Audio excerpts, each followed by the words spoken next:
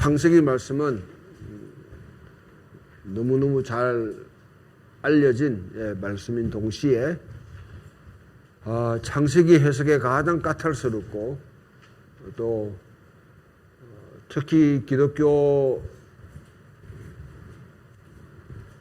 이 구약을 우리가 받아들일 때 좀 가장 걸림돌이 되는 스캔들이 되는 아주 어려운 그런 본문입니다.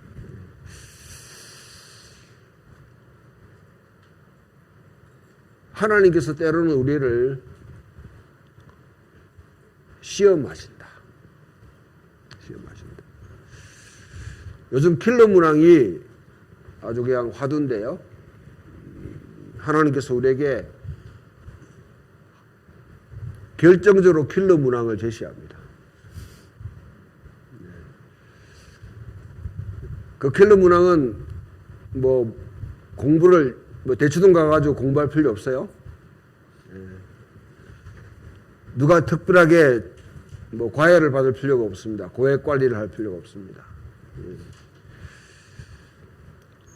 이미 모든 사람에게 다 알려진 것이지만은 이 킬러 문항은 우리의 순종에 있어서 결정적으로 이 문제를 가지고 테스트하십니다. 여러분, 하나님께서 우리를 사랑하시고 구원하십니다. 그러나 그 하나님의 사랑과 그 구원에 있어서 우리가 반드시 넘어가야 될 산이 있습니다. 넘어가야 될 산. 흔히 생각하기를 여러분 예수 믿는 게 쉽다고 생각하는데 쉽죠. 믿으면 되니까. 근데 가장 문제가 믿는다는 것을 어떻게 검증할 수 있느냐. 사람의 생각이나 논리는 논리적인 검증이 충분히 가능합니다. 이 사람이 제대로 증명을 하는지 논리가 맞는지는 충분히. 사람의 생각은 얼마든지 검증이 가능해요. 그럼 믿는다는 거는 이거는 쥐가 믿는다는데 어떻게 할 거예요? 그거는 검증이 불가능합니다. 그래서 오늘날 많은 그리스도인들이 그냥 믿기만 믿으면 된다 하는 그런 생각을 갖고 있는데, 그러나 믿음이라는 그 배후에는 항상 동전의 양면처럼 순종이라는 게 항상 거기에 연결되어 있습니다. 결정적으로 하나님께서 우리에게 정말 네가 믿는 게 진짜냐? 하나님께서 우리가 믿는지 안 믿는지 알까요, 모를까요?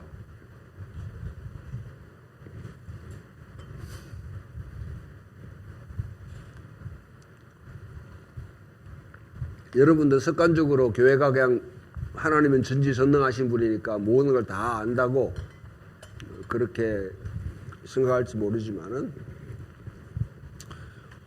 앞에서 읽었던 본문 가운데 여러분, 우리 오늘 말고 지지난 주에 읽었던 본문 가운데 하나님께서 소돔과 고모라를 멸망하러 가시는 길에 아브라함의 집에 들립니다.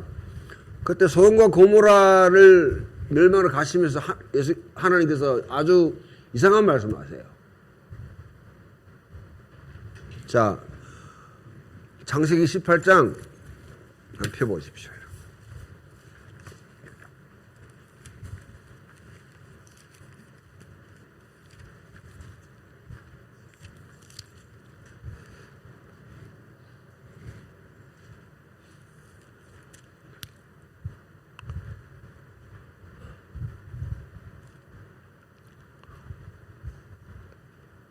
예.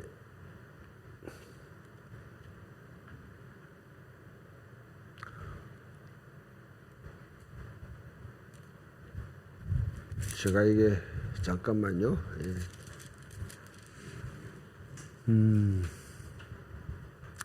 예. 20절, 21절 같이 읽어봅시다.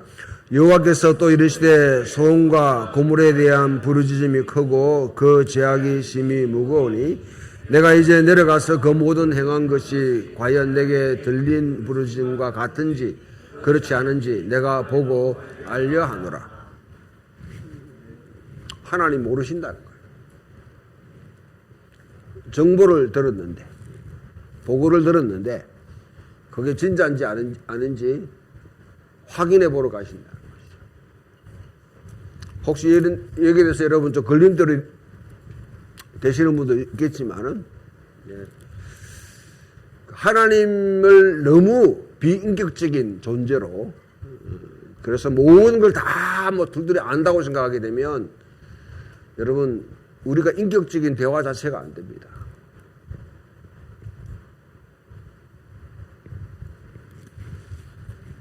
이렇게 하면 또 모르겠습니다. 교리적으로 하나님의 전지전능함을 제가 훼손하는 그런 발언을 했다고 말할 수 있지만은, 적어도 소돔과 고모라 지금 이게 같이 연결되어 있는 문맥인데, 소돔과 고모라에 제약이 관성했는데 그 모든 문제를 내가 지금 보고를 들었는데 진짜인지 아닌지 내가 확인하러 간다.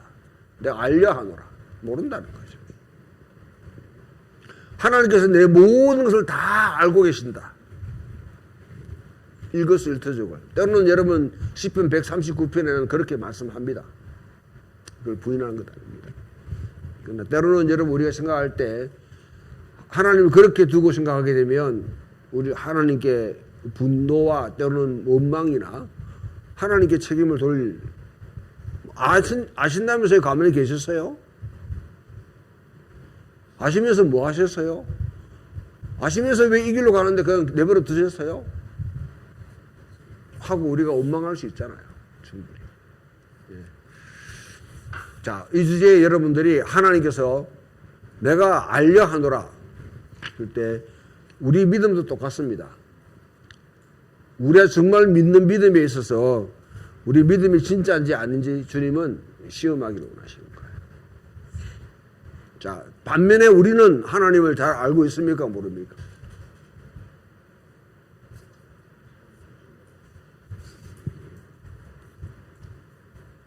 교리적으로 여러분 그렇게 상세하게 웨스트민스터 신앙 고백서라는 고백서가 있는데 한 번도 여러분 읽어보지 않으셨죠?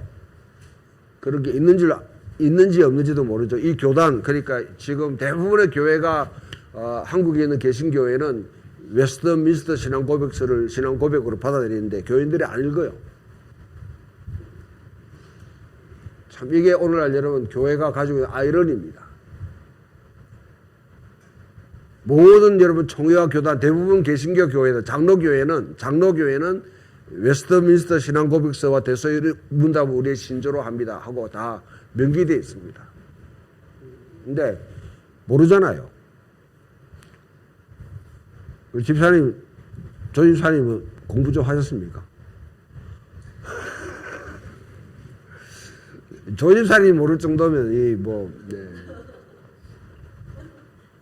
하나님에 대해서 빼곡하게 정말 여러분 막 사변적으로 다 해놨어요. 그런데 우리 모른다고 그러잖아요.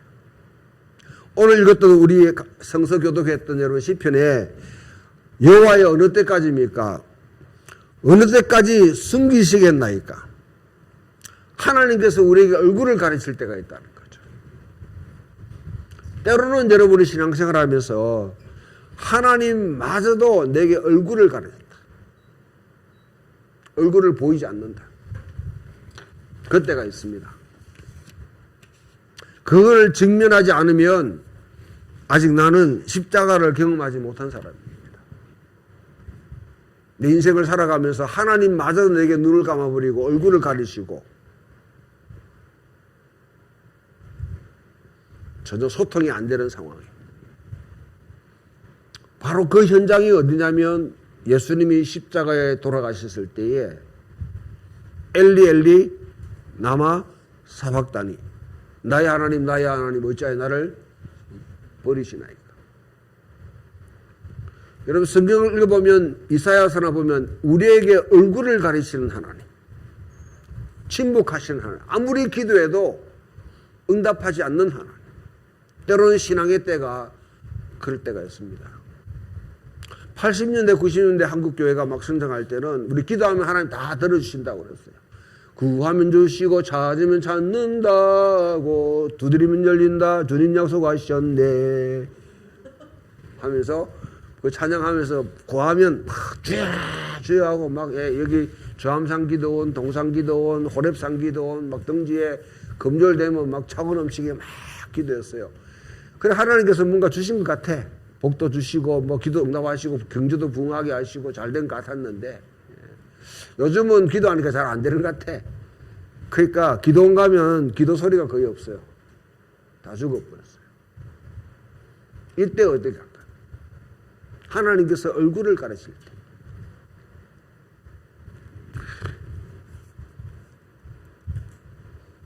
아무리 하나님께 침묵하고 얼굴을 가르친다고 해도 하나님은 하나님이십니다. 하나님은 살아계십니다. 우리의 시전이 우리의 때가 다를 뿐이지 하나님은 어제나 오늘이나 내일이나 영원하신 분입니다. 그렇다면 하나님은 여전히 우리가 루부짖기를 원하시는 것이죠. 기도하기를 원하는 거죠. 오늘 시편 말씀에 보게 되면 하나님 내가 번민하고 종일토록 근심하고 원수가 나를 치며 나를 갖다가 이와 같이 망하게 만든 그런 시절 이런 때인데 그래도 주님 내가 주께 간구하오니 내게 응답하사 나를 생각하사 나를 응답하사 내 눈을 밝히소서 나를 보게 하옵소서 보게 하옵소서 내가 눈을 떠서 볼 수 있도록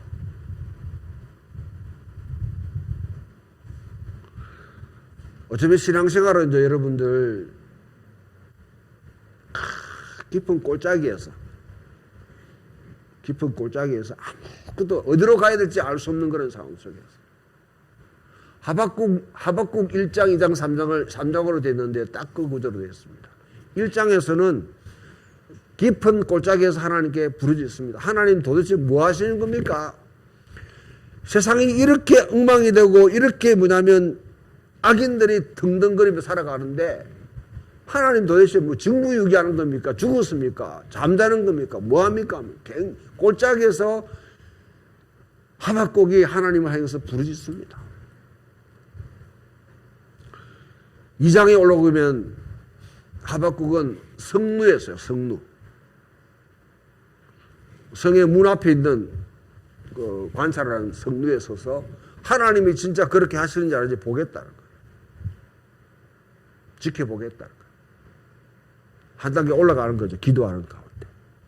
그리고 3장에 넘어가게 되면 기도의 응답을 받고 난 뒤에 높은 산 등석이 있습니다. 거기서 마치 사슴처럼 뛰노는 거예요. 그때 부른 사람이 무화과나무 열매가 없고 외양간에 송아지가 없고 우리의 양이 없다 할지라도 나는 주 여호와라면서 기뻐하라. 현실 상황이 변한 건 아무것도 없어요.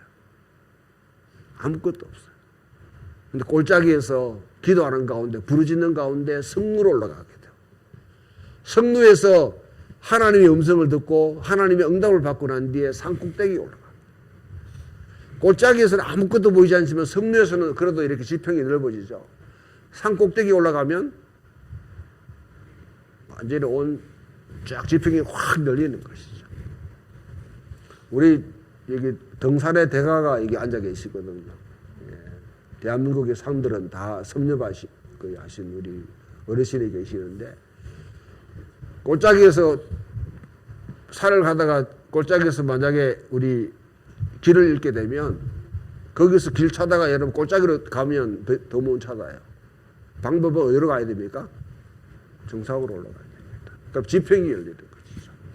여러분의 지평이 여러분이 볼 수 있는 시야가 어느 정도 되어 있습니까? 어느 정도까지 볼 수 있습니까? 하나님께서 진행하시는 모든 이 여러분 세계에 지평이 어디까지 열려 있습니까? 내 문제에 골몰하고 있습니까? 아니면 내 가족의 문제나 내 민족이나 내와 관계된 것만 그 문제 갖고 여러분 그것만 볼 수 있는 골짜기에 그런 매달려가 있다면 출구가 보이지 않을 수도 있어요. 그러나 때로는 하나님께서 우리 난간을 힘을, 어려운 일을 주십니다. 도저히 이해할 수 없는, 상상도 못한 일들을 내가 전혀 예상하지 못했고 바라지도 않는 일들이 날 때에 왜 나만 당하는 고난이냐고 죽게 원망할 수도 있습니다. 그때 하나님께서 기도하는 백성에게 다가오셔서 말씀하시면 우리 지평을 넓혀주시고 하나님의 시야를 가질 수 있도록 우리 시야를 높여주시는 것입니다. 인생에 어려운 일이 있다 할지라도 절망하거나 낙심하거나 원망하거나 불평해야죠. 하지 않는다고 그러면 우리 인간이 아닙니다. 하나님은 우리가 인간이기를 원하죠. 그 당연한 거예요. 그거는. 그 자체가 여러분 잘못된 것 아닙니다. 그러니까 거기서 그 진흙구덩이에서 계속 빠져 있으면 헤어날 수 없는 거죠. 기도하는 가운데 우리는 지평이 넓혀지면서 산등성 위에 올라갈 수 있다. 그런 신앙을 이끄시는데요. 오늘 여러분 여기 있는 이사야 창세기 22장 말씀은 잘 알다시피 하나님께서 아브라함에게 100세에 겨우 얻은 아들이잖아요. 75세 때 네 아들 주겠다 해놓고 그것도 여러분 거의 문이 다 닫혀있는 사라에게 그와 같이 약속하신 아들을 주셨는데 자 아들을 낳으니까 문제가 하갈과 그 계집종과 아들을 쫓아내라. 그래도 뭐냐면 아브라함의 허리에서 난 이스마엘 든든한 아들인데 그를 쫓아내라. 쫓아냈어. 근데 이제 하나님께서 한술 더 떠가지고 네 사랑하는 아들을 내가 지시하는 땅에 가가지고 거기서 바치라.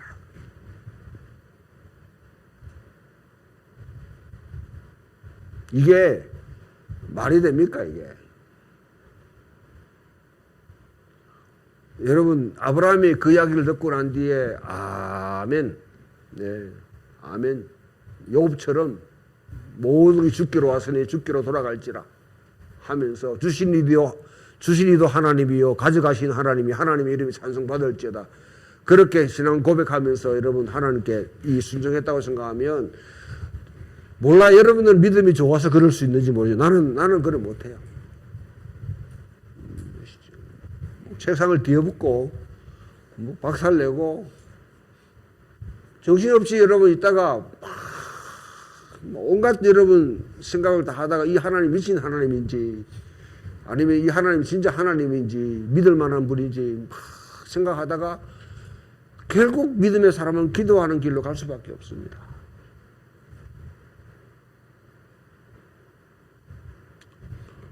기도할 수 있습니다.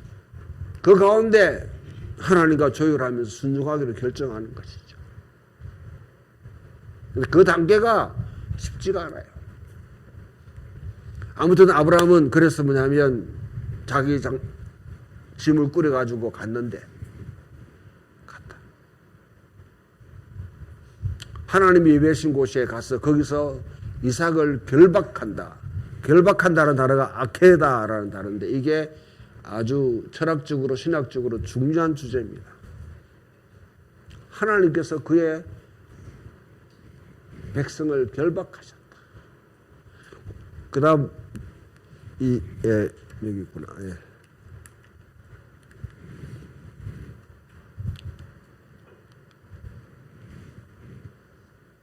이 그림 혹시 보셨습니까? 굉장히 유명한 그림입니다. 바르샤바 게토의 한 소년. 예. 2차 대전 때 지금 뒤에 여러분 게시타포들이 총을 겨누고 있고 이 어린아이에게 이 어린아이의 표정을 한번 보십시오. 이게 여러분 어떤 미국 신문에 이게 등재되면서 엄청난 반향을 일으켰던 그런 한 컷의 그런 사진입니다. 그 뒤에 있는 이 유대인들의 그 표정, 게스타포가 뒤에서 여러분 총을 겨누면서 보는 표정들, 무엇보다도 앞에 있는 이 소년의 표정을 한번 보십시오.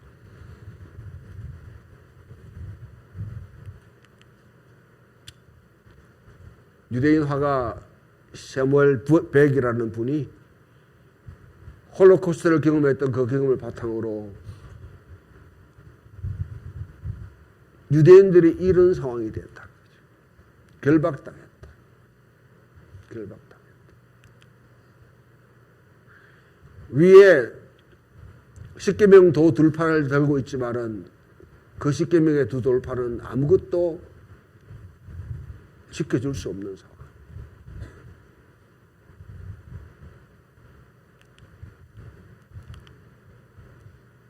계속 이 그림을 갖고 이와 같이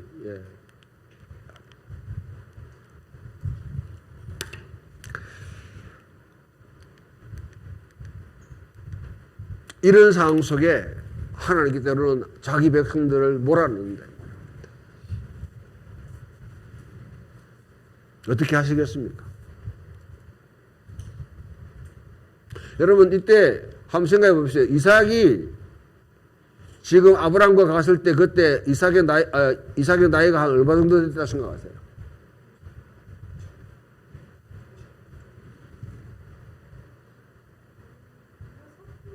16, 17? 또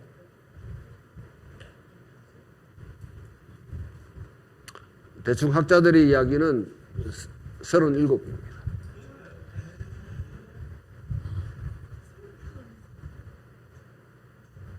뭐 좀 낮추는 사람들은 25. 사라가 90세에 자녀를 낳고 지금 정도 되면 120세 정도 넘었을 그런 시기. 여러분 이삭과 같이 가가지고 아버지가 잡으러 갈 때에 이삭이 저항할 수 있는 힘이 아브라함 적어도 120세 이상 되잖아요, 나이가. 얼마든지 제압할 수 백지사님 있겠죠?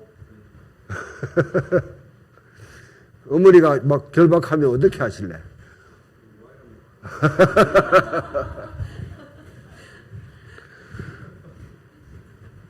예, 그 상황이 오는 거죠.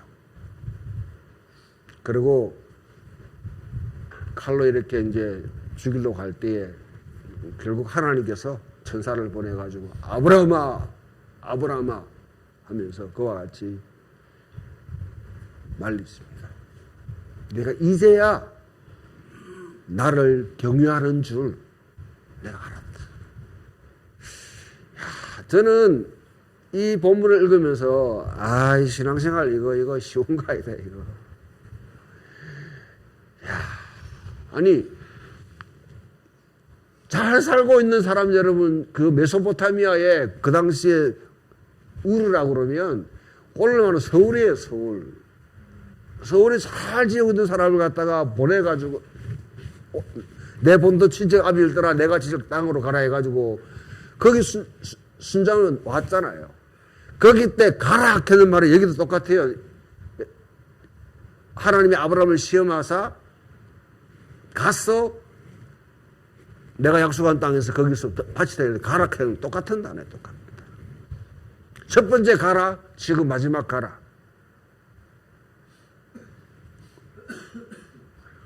그래 와가지고 여러분 그것도 아무런 여러분 연구도 없는 땅에 그냥 와가지고 거기서 겨우 터전을 잡고 살아가는데 하늘의 별과 같이 땅의 모래와 같은 그런 자신을 주겠다고 약속하셨어. 이제 겨우 난 자식인데 이제 뭔가 이제 그야말로 여러분 정말 신랄 같은 희망이잖아요. 그 자식을 갖다가 애기 중지하면 다 있는데 이 자식을 바치라. 야, 저 같으면 나는 못하지. 물론 여러분들은 다 뭐 그렇게 여러분들은 믿음이 좋기 때문에 그렇게 주원이 가능하겠지. 예수방장 간사님이니까. 네. 아브라함은 왜 그래 순종했는가? 여기서 여러분 아주 엄청난 신학적인 철학적인 주제들이 이게 다 목표에 나오는데요. 과연 하나님께서 주변에 있는 다른 모든 여러분 당시에 가나안 땅의 주변 종교와 같이 유아 제사, 어린 아이를 제사로 드리는 아이를 제사로 바치는 그런 제사가 있었어요. 그렇게 하라고 하시는 건가? 유대인들은 이 사건을 통해 가지고 하나님은 분명히 보여준 것은 하나님은 유아를 제사로 제물로 바치는 거 반대하신다. 반대하신다. 우리 심청이 이야기 있잖아요. 아버지 눈 들어가면 네가 목숨 바치라. 그와 같은 거 모든 문화에 다 퍼져 있습니다. 어린 아이를 갖다 그와 같이 하면 하나님께서 신이 감동해가지고 뭔가 하겠다. 하나님은 그래서 동물의 제사를 전해야 된다고 생각합니다.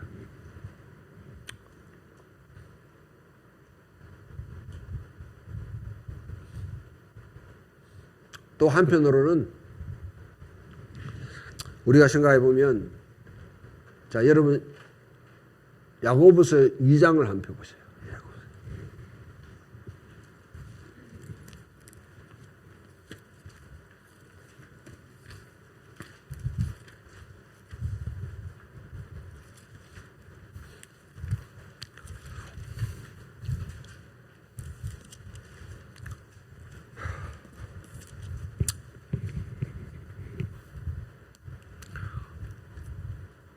자, 18절부터 22절까지, 24절까지인데요. 24절까지. 18절부터 24절까지 쭉 우리 한번 읽어 시작. 어떤 사람은 말하기를 너는 믿음이 있고 나는 행함이 있으니 행함이 없는 내 믿음을 내게 보이라. 나는 행함으로 내 믿음을 내게 보이리라 하리라. 네가 하나님은 한 분이신 줄을 믿느냐? 잘하는도다. 귀신들도 믿고 떠드느니라. 아 허탄한 사람아 행함이 없는 믿음이 헛것인 줄 알고자 하느냐. 우리 조상 아브라함이 그 아들 이삭을 제단에 바칠 때에 행함으로 어렵다 하심을 받은 것이 아니냐. 네가 보거니와 믿음이 그의 행함과 함께 일하고 행함으로 믿음이 온전하게 되었느니라. 이에 성경에 이른바 아브라함이 하나님을 믿으니 이것을 여기셨다 하시는 말씀이 이루어졌고 그는 하나님의 벗이라 칭함을 받았나니 이로 보건대 사람이 행함으로 어렵다 하심을 받고 믿음으로만은 아니니라. 여러 주제가 있지만 여기서 보게 되면 여러분 하나님은 한 분이시다. 하나님은 삼위일체다. 하나님은 뭐 영원하시고 하나님은 전지전능하신다. 여러분 그 수준은 어떤 수준이냐면 사탄도 아는 겁니다. 그는 귀신들의 수준이에요. 귀신들. 올바른 신앙 고백한다고 여러분 자랑하는 그거요? 그거는 귀신들도 아는 수준이에요. 그거 가지고 여러분 안다고 해가지고 그것과 구원받는 것 아닙니다. 그거는 귀신도 안다. 자, 우리가 믿는다. 그 영어로 faith입니다. 이 믿음이 여기서 진짜 믿음이 네 진짜 믿음이 진짜 검증되려고 하면 faithful, pistis, pistos 신실한 사람이 돼. 신실한 사람. 정말 약속에 신실하신 하나님. 여기 두 가지 전제가 하나님은 언약에 신실하신 분이고 하나님은 모든 것을 공급하시는 분입니다. 믿으십니까? 내게 모든 필요한 것들을 하나님께서 그 자녀가 살아가는데 필요한 것 하나님은 아시고 공급하시는 분이다. 한 번 당신의 자녀로 맺은 하나님은 결코 그 관계를 끊지 않아 끝까지 책임지시는 분이시다. 약속에 하셨던 말씀에 대해 신실하신 분이다. 이 두 가지가 전제되어 있습니다. 아브라함은 그 하나님을 믿었다는 거죠. 좀 더 실마리를 여러분 찾아보려면 히브리서 그 다음에 넘어가요. 히브리서 11장. 예.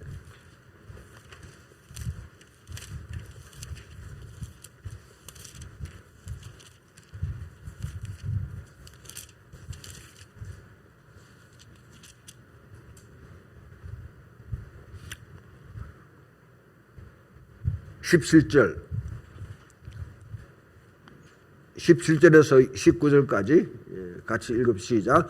아브라함은 시험을 받을 때에 믿음으로 이삭을 드렸으니 그런 약속을 받은 자로 돼 그 외아들을 드렸느니라. 그에게 이미 말씀하시기를 내 자손이라 칭할 자는 이삭으로 말미암으리라 하셨으니 그가 하나님이 능히 이삭을 죽은 자 가운데서 다시 살릴 줄을 생각한지라. 비유컨대 그를 죽은 자 가운데서 도로 받은 것이니라. 아멘. 이 신앙이 어떤 신앙입니까? 100세에 태문의 다천 가운데 태어나 계신 이 아들을 하나님께 바치면 아브라함은 분명히 부활 신앙을 믿었는 거죠. 그렇게 한 달째 하나님 다시 살릴 것이다. 약속하셨던 하나님이고 분명히 하나님이 이삭으로 말미암아 내 유업을 이어받을 거라고 분명히 말씀하셨기 때문에 이 자식을 바친다 할지라도 하나님이 그를 살리실 것이다. 분명히 생명의 주관자이신 하나님, 부활신앙이 분명히 그 속에 있습니다. 그래서 순복을 했습니다.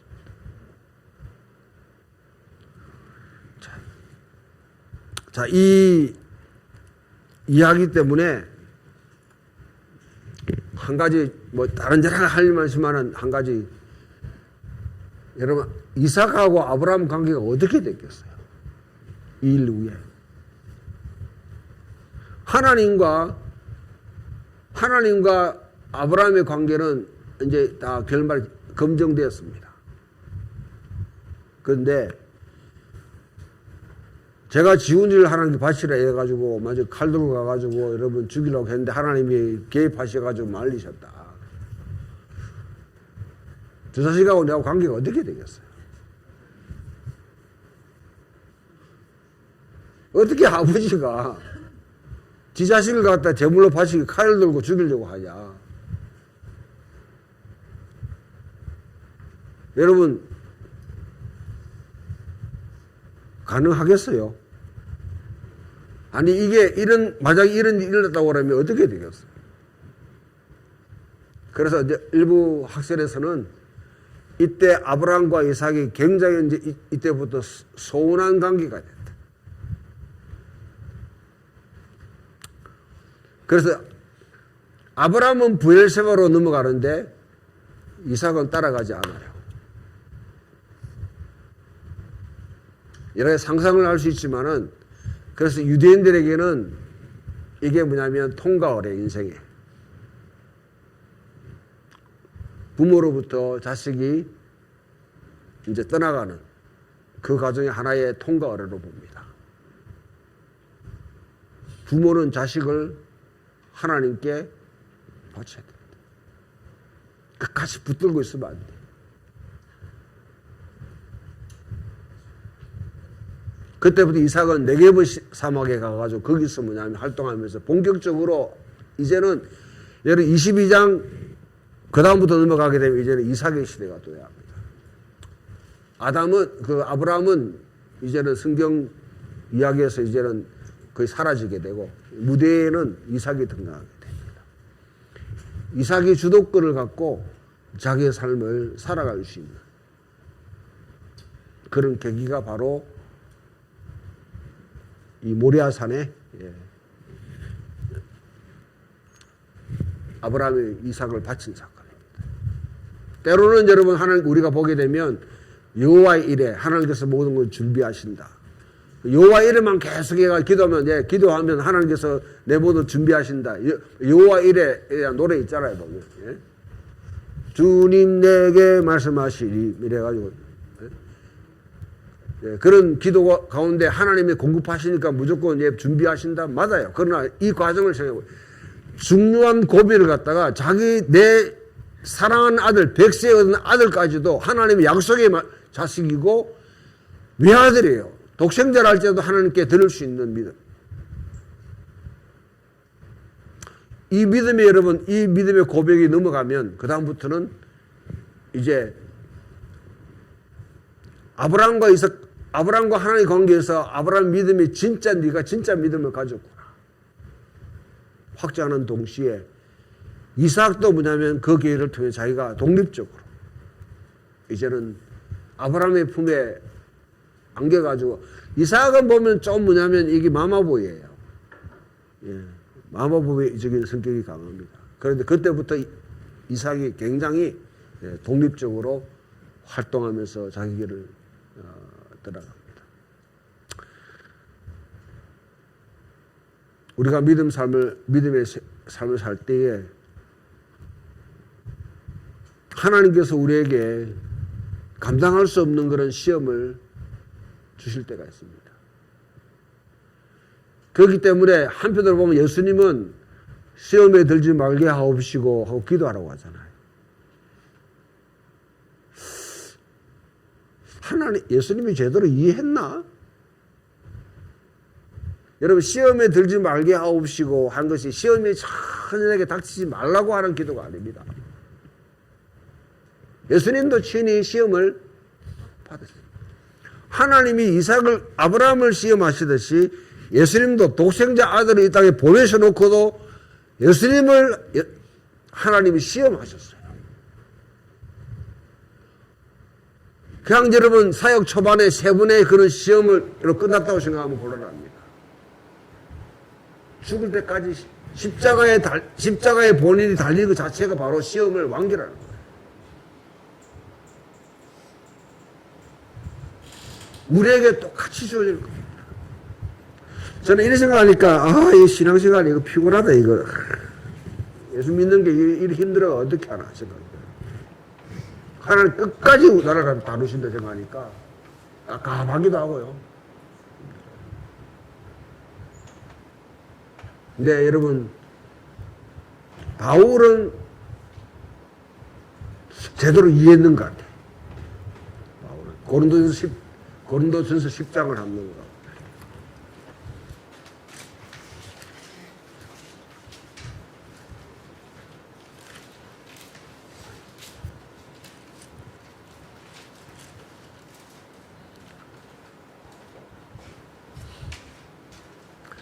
(12절) (13절) 다 같이 읽어보시죠. 시작. 그런즉 선줄로 생각하는 자는 넘어질까 조심하라. 사람이 감당할 시험 밖에는 너희가 당한 것이 없나니 오직 하나님은 미쁘사 너희가 감당하지 못할 시험 당함을 허락하지 아니하시고 시험 당할 점에 또한 피할 길을 여사 너희로 능히 감당하게 하시리라. 할렐루야. 네. 여러분 하나님께서 우리에게 검증하자, 테스트하자, 시험 보자 하시면 킬러 문항 가지고 와가지고 하시면 두려워하지 마시고 기회다. 하나님 내 지평을 넓혀주시는 기회다. 이삭처럼 나를 성숙하게 만드셔서 이제 뭔가 일을 하게 하시는 기회다. 그렇게 생각하시고 감사함으로 받을 수 있는 은총 여러분의 있기를 축원합니다. 하나님은 신실하신 분입니다. 그리고 하나님은 우리에게 필요한 것을 공급하시는 분입니다. 그 하나님의 품 안에서 우리가 살아갈 수 있도록 지금 우리나라 현 상황이 정말 믿음의 사람들의 믿음이 검증될 수 있는 중요한 시기입니다. 이리저리 이데올로기에 여러분 휘둘리지 말고 정말 하나님 말씀을 믿는 자로서 현실을 직시하면서 여러분 스스로가 믿음으로 이 길을 헤쳐나갈 수 있는 우리나라 현실을 보고 여러분 지금 나는 아무런 문제가 회피하다 생각하면 정말 여러분 썩어 빠진 예수 그리스도예요. 속이 부부 끓고 여러분 뭔가 문제를 해결하고 싶은데 하나님마저도 지금 침묵하고 있는 것 같고 아무것도 일을 하지 않는 상황인 것 같아요. 이 가운데서 하나님께서 어떻게 인도하실지 우리 지평을 넓혀주시고 기도할 수 있는 저와 여러분 되기를 축원합니다. 여러분 우리가 다 각기 여러분 생각이 다 다를 수 있습니다. 그거는 저 존중합니다. 좌파든 우파든. 오늘은 좌파가 많이 왔는 것 같은데 우파. 여기서 보게 되면 여기가 좌파고 여기가 우파죠.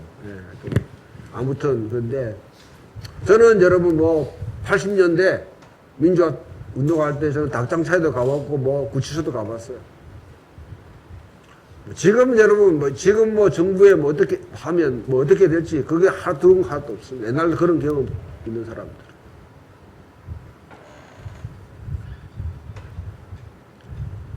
각기 반응에 여러분들이 진짜 믿음을 가지고 현실에 하나님의 공의와 정의에 반응할 수 있는 그런 믿음의 삶을 사시기를 주님 이름으로 축원합니다.